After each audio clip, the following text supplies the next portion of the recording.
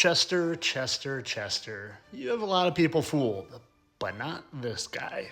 This is Chester Bennington, lead vocalist of the band Linkin Park. And well, he supposedly left us in a very, very sad way. But what you will find if you go digging at all is that there's a conspiracy out there that he and Chris Cornell from the band Audioslave and Soundgarden, well, they were taken out because they were trying to do good things by exposing, how do I say it, little people trafficking. And before I go any further with this, let's just say this is all my opinion. I'm just here to speculate. I'm not serious, and it's definitely not facts. And well, if you haven't seen my video on Chris Cornell, I already speculated that he's still around, that he is now parading himself around as Jesus, portraying Jesus in the show The Chosen. And if you don't believe me, you should go watch the full video, but just to give you a little taste, I'll just show you these 3 perfectly aligned dots on Chris Cornell's face and Jonathan Rumi's face. Chris Cornell, Jonathan Rumi, aka Jesus. But this video isn't about Chris in this form or in this form. No, this video is about Chester. And well, I think I'm just getting too good at this because all it took was my friend Jeff in my subscription chat area to say, I wonder if maybe Chester is in the show The Chosen. And I said, you know what? I bet he is. And not only that, but I bet maybe he's even the director.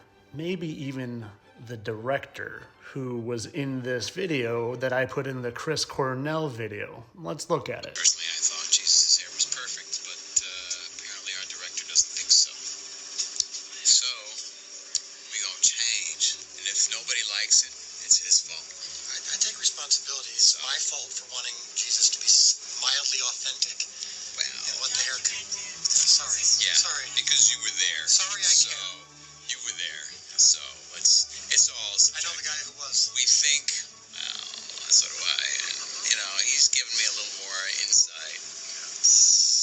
He's saying, yeah. They know the guy who was there at the time of Jesus. I wonder who they could be talking about. But again, this isn't about that. It's about him.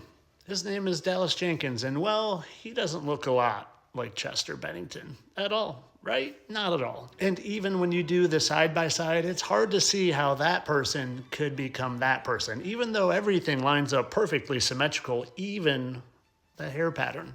And that is why I am so happy. I came up with the idea of looking for identical facial markings, and I've never seen anyone else do this. This was my own creation in an effort to find a smoking gun to prove to you guys what I already know.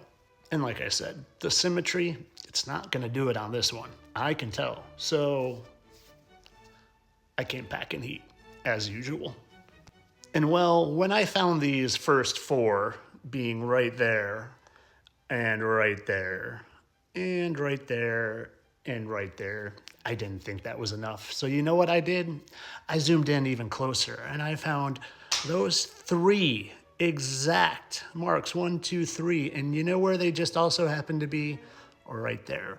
1, 2, 3, and 1, 2, 3, along with the 1 and a 2 and the 1 and a 2. And who do they belong to? None other than our 2 curious men.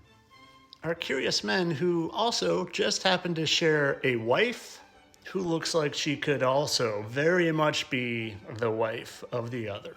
Now, if you can't see how those faces could be the same with a little bit of maybe added nose tissue and some cheek tissue and some aging, of course. But you know what? I know there are some of you out there that are just really big unbelievers, and you think I'm just here trying to push nonsense for views. Well, why don't we look at their mannerisms then and see if that will help be the little notch that pushes you over the edge. And the angel will separate the evil from the righteous. I'm calling you to be a fisher of men.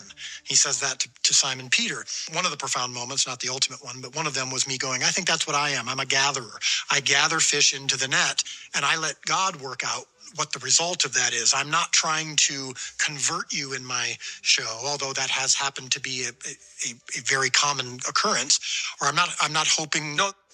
talked to my kid about his feelings and stuff, and like we've been counting. And to take care of those of you that are going to say, but all his tattoos, how can they hide those? Well, do you know you can literally go on Amazon and get a tattoo removal kit for $329? It's not as hard as you think.